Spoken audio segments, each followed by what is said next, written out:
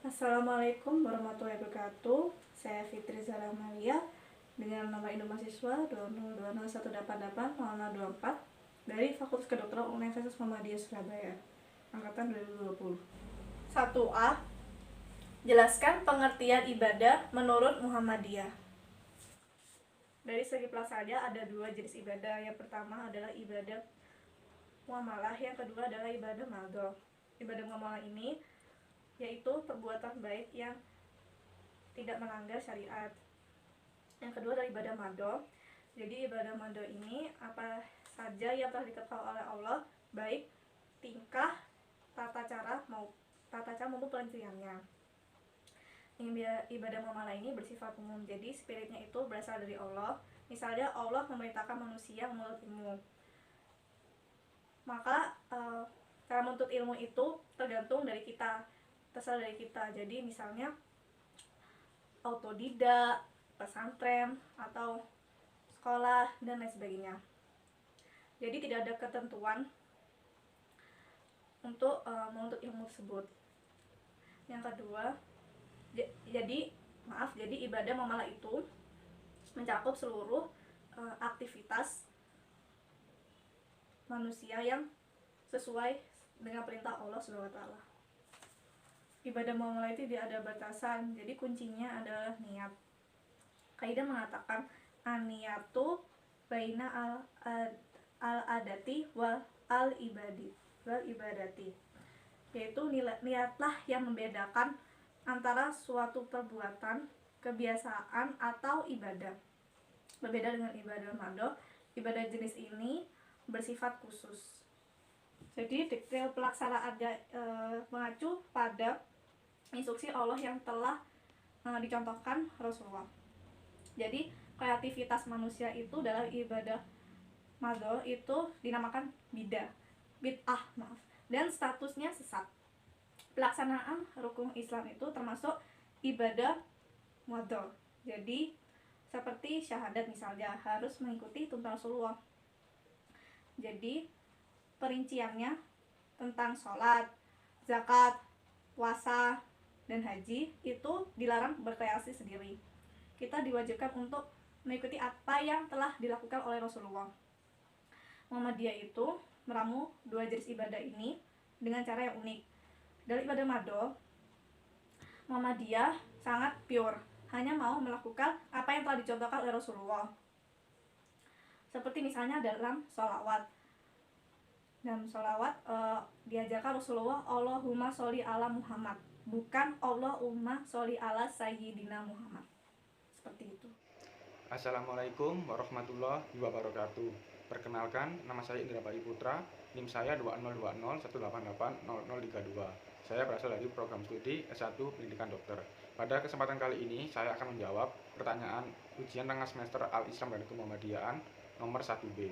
Pertanyaan nomor 1B, jelaskan perbedaan antara ibadah mahdah dengan ibadah ghairu mahdah dan berikan contoh masing-masing. Jawaban yang pertama, ibadah mahdah.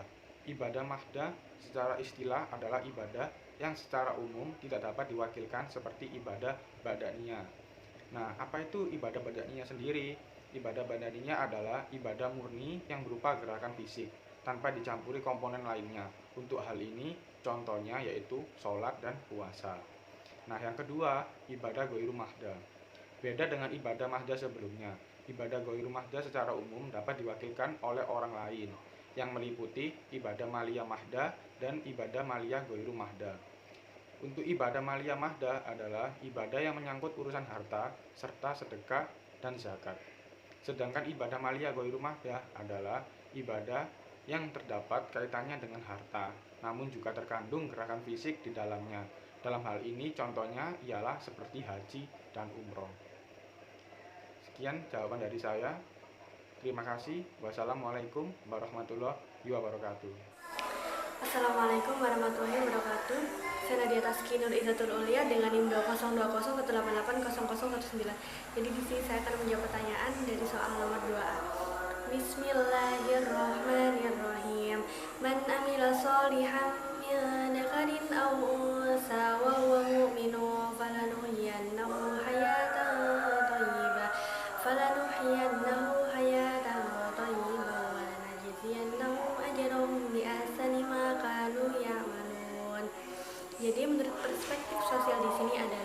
Baik laki-laki maupun perempuan, keduanya memiliki kebajikan dalam beragama dan bernegara. Dan baik laki-laki maupun perempuan, walaupun keduanya memiliki kodrat yang berbeda, keduanya ini memiliki kewajiban dalam berlomba-lomba memperoleh kebaikan baik di dunia maupun di akhirat. Assalamualaikum warahmatullahi wabarakatuh. Perkenalkan, nama saya Faisal Al-Farisi dengan NIM 2020 18800072. Baik, pada kesempatan kali ini saya akan membacakan surat An-Nahl dan perspektif kedokteran. A'udzu billahi minasyaitonir rajim. Bismillahirrahmanirrahim.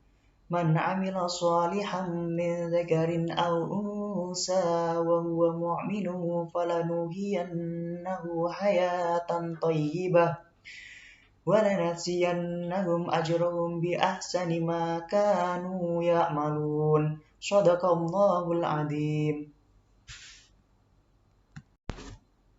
Yang artinya barang siapa mengerjakan kebaikan, baik laki-laki maupun perempuan, dalam keadaan iman, maka pasti akan kami berikan kepadanya kehidupan yang baik dan kami beri balasan dengan pahala yang lebih baik dari apa yang telah mereka kerjakan. Kemudian, aspek biologis berkaitan dengan kesehatan seseorang. Terbebas dari penyakit, tidak cacat, membentuk konsep positif terhadap fisik. Menerima kesehatan, tidak membebani fisik kecuali batas kemampuannya. Dan hanya orang yang sakit mengerti arti sebuah kesehatan, dan orang yang serba kekurangan yang akan selalu rindu dengan kecukupan. Kesehatan dan kecukupan ada dua hal yang diinginkan setiap manusia. Ketika keduanya memiliki, maka seseorang hidup bagai raja. Ayat di atas menunjukkan persamaan atas kewajiban yang harus dikerjakan dan hak yang diterima oleh laki-laki dan perempuan dalam melakukan amal saleh. Terdapat lafaz pada awal ayat yaitu man amila sholiha min dzakarin aw unsa wa huwa mu'minun, yang artinya bahwa siapapun yang beramal atau berbuat saleh, baik dia laki-laki maupun perempuan, asalkan ia beriman. Lafaz selanjutnya merupakan hasil atau hak yang diperoleh mereka yang beriman dan melakukan amal saleh, yaitu falanuhyiyannahu hayatan thayyibah, yang artinya bahwa ia akan berikan kehidupan yang baik. Kehidupan yang baik salah satunya dengan memperoleh rezeki, ketenangan jiwa, dan kenikmatan beribadah kepada Allah Subhanahu wa Ta'ala. Baik, mungkin itu saja dari saya. Kurang lebihnya mohon maaf. Assalamualaikum warahmatullahi wabarakatuh. Assalamualaikum warahmatullahi wabarakatuh. Saya Nadia Taskina Ulia dengan NIM 202018800079. Jadi di sini saya akan menjawab pertanyaan dari soal nomor 3A. Jadi arti salat sendiri menurut bahasa Arab berasal dari kata as-shalah, as-salawat. Menurut bahasa memiliki arti ibadah. Sedangkan menurut istilah yaitu serangkaian ibadah khusus ataupun tertentu yang dimulai dari takbiratul ihram dan berakhir dengan salam. Assalamualaikum warahmatullahi wabarakatuh. Perkenalkan, nama saya Muhammad Hafid Aulia Nur Malik, NIM 2020 18800065. Di sini saya akan menjawab pertanyaan nomor 3B. Makna spiritual dan filosofis ibadah sholat. Sholat merupakan perintah dari Allah Subhanahu wa Ta'ala yang diterima oleh Nabi Muhammad SAW secara langsung tanpa perantara pada peristiwa Isra Mi'raj. Hal ini menandakan bahwa sholat merupakan suatu ibadah yang secara khusus ditujukan untuk pengikut Nabi Muhammad, di mana sholat membuat kita mengingat Allah 5 kali dalam sehari. Nah, di dalam setiap gerakan sholat memiliki rahasia dalam kesehatan jasmani serta rohani. Kemudian sholat juga dikatakan sebagai tiang agama, karena agama ini diibaratkan sebagai sebuah bangunan. Manakala umatnya tidak menegakkan sholat, pada titik itulah agama akan mengalami kerapuhan. Selain itu, kelak amalan yang akan dihisab pertama kali yaitu adalah ibadah sholat.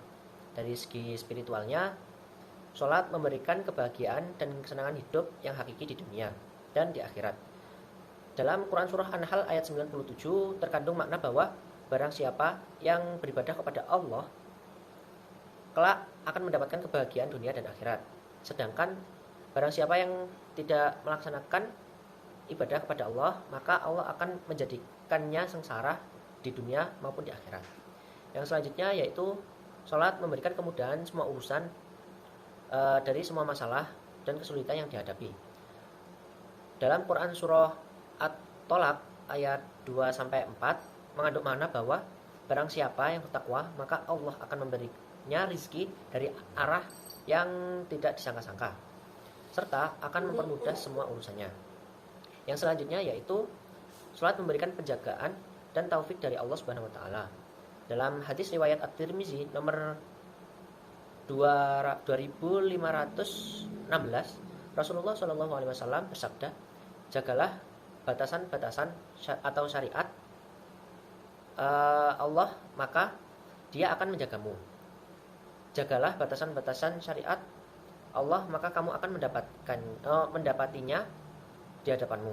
Makna dari hadis tersebut adalah selalu beribadah kepada Allah serta menjalankan semua perintahnya dan menjauhi larangannya, sehingga Allah akan selalu bersama kita. Kemudian kemanusiaan dan kelezatan iman, yang merupakan tanda kesempurnaan iman. Rasulullah Shallallahu Alaihi Wasallam bersabda, akan merasakan kelezatan kemanisan iman orang yang ridho dengan Allah sebagai Rabb-nya dan Islam sebagai agamanya, serta Nabi Muhammad Shallallahu Alaihi Wasallam sebagai Rasulnya. Hadis tersebut diriwayatkan oleh Imam Muslim nomor 34. Yang selanjutnya yaitu sholat memberikan keteguhan iman dan ketegaran dalam berpegang teguh dengan agama Allah. Allah Subhanahu wa taala berfirman dalam Quran surah Ibrahim ayat ke-27 yang artinya Allah meneguhkan iman orang-orang yang beriman kepada ucapan yang teguh dalam kehidupan di dunia dan di akhirat, dan Allah menyesatkan orang-orang yang zalim dan memperbuat apa yang Dia kehendaki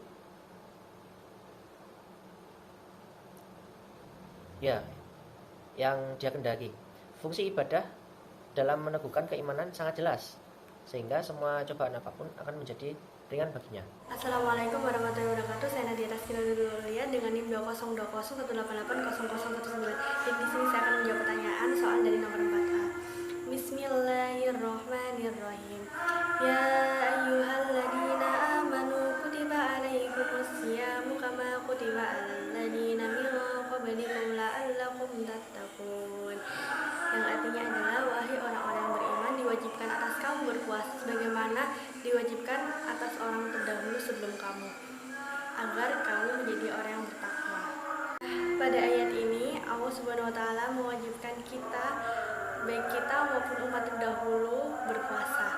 Nah, berpuasa ini bagi kehidupan sehari-hari sangat bermanfaat, apalagi dalam menahan hawa nafsu dan membuktikan kalau kita ini kuat sebagai hambanya, agar kita dapat terhindar dari larangan-larangan yang dilarang oleh Allah Subhanahu wa taala, dan agar kita menjadi umat yang Assalamualaikum warahmatullahi wabarakatuh. Perkenalkan, nama saya Faisal Al-Farisi dengan NIM 2020-1880072. Baik, pada kesempatan kali ini saya akan menjelaskan mengenai hikmah puasa secara fisiologi maupun medis.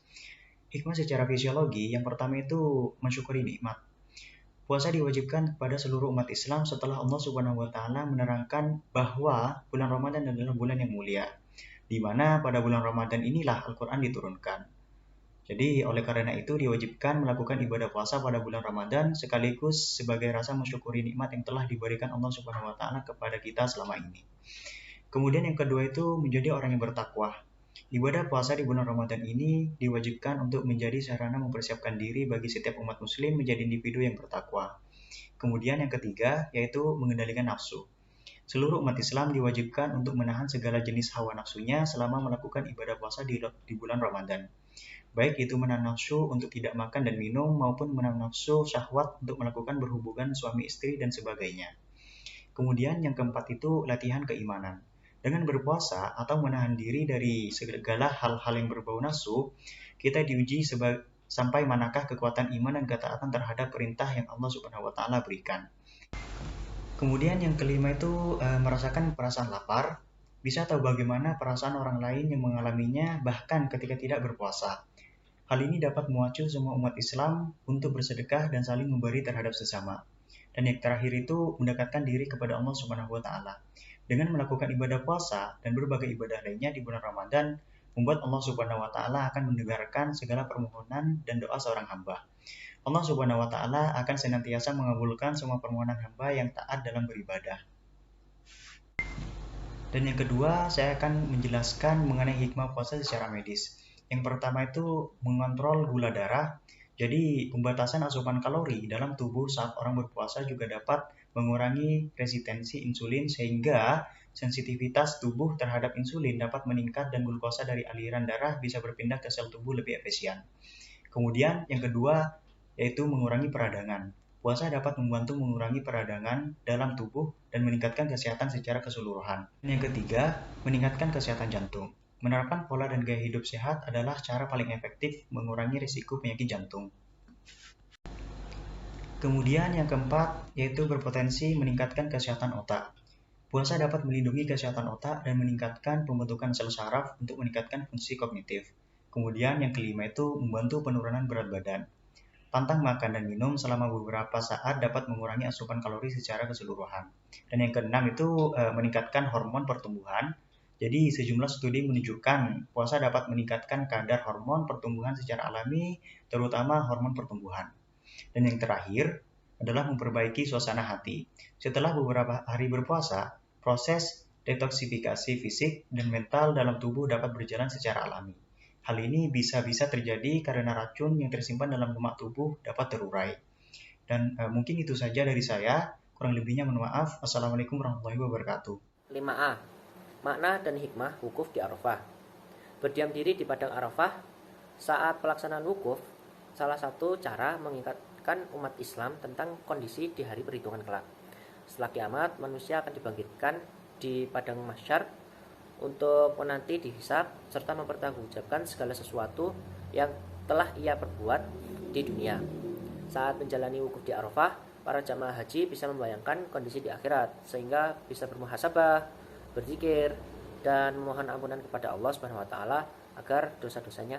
Assalamualaikum warahmatullahi wabarakatuh. Saya Fitri Zahra Amalia dengan nama induk mahasiswa 2021880024 dari Fakultas Kedokteran Universitas Muhammadiyah Surabaya angkatan 2020.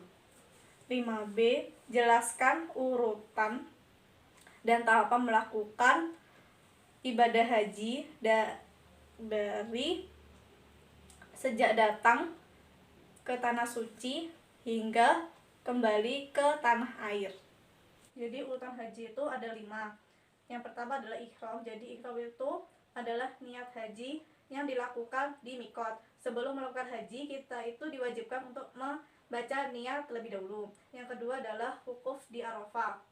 Wukuf di Arafah adalah berhenti atau berdiam diri di padang Arafah pada tanggal 9 hingga 10 Dzulhijjah. Yang ketiga adalah tawaf ifadah. Jadi tawaf ifadah ini adalah mengelilingi Ka'bah sebanyak 7 kali dengan posisi Ka'bah berada di kiri kita, yang dimulai dari Hajar Aswad sampai berakhir di Hajar Aswad lagi. Yang ketiga adalah sa'i. Sa'i adalah berjalan atau balik kecil dari Bukit Safa ke Bukit Arafah yang dilakukan sebanyak 7 kali setelah tawaf ifadah. Yang keempat adalah tahallul atau mencukur. Jadi tahallul itu adalah mencukur atau menggunting rambut kepala setelah melaksanakan sa'i. Bagi laki-laki disunahkan untuk mencukur habis rambutnya, sedangkan untuk perempuan cukup menggunting ujung rambut sepanjang jari. Yang kelima adalah tertib. Jadi tertib ini mengerjakan kegiatan sesuai dengan urutan, tidak boleh acak dan ada tertinggal. Assalamualaikum warahmatullahi wabarakatuh. Perkenalkan, nama saya Indra Bayu Putra. NIM saya 202018800032. Saya berasal dari program studi S1 Pendidikan Dokter. Pada kesempatan kali ini, saya akan menjawab pertanyaan ujian tengah semester Al-Islam dan Muhammadiyaan nomor 5C. Pertanyaan nomor 5C. Apa yang dimaksud dengan haji mabrur? Jelaskan. Jawaban: haji mabrur adalah haji yang diterima dan diikhlaskan oleh Allah Subhanahu wa taala karena ibadah hajinya telah dilakukan dengan baik dan benar serta dengan bekal yang halal, suci dan bersih. Sedangkan menurut istilah syar'i, haji mabrur ialah haji yang dilaksanakan sesuai dengan petunjuk Allah dan Rasul-Nya dengan memperhatikan berbagai syarat, rukun dan wajib serta menghindar hal-hal yang dilarang dengan penuh konsentrasi dan penghayatan semata-mata atas dorongan iman dan mengharap ridho Allah Subhanahu wa taala. Sekian jawaban yang bisa saya sampaikan. Terima kasih. Kurang lebihnya mohon maaf. Wassalamualaikum warahmatullahi wabarakatuh.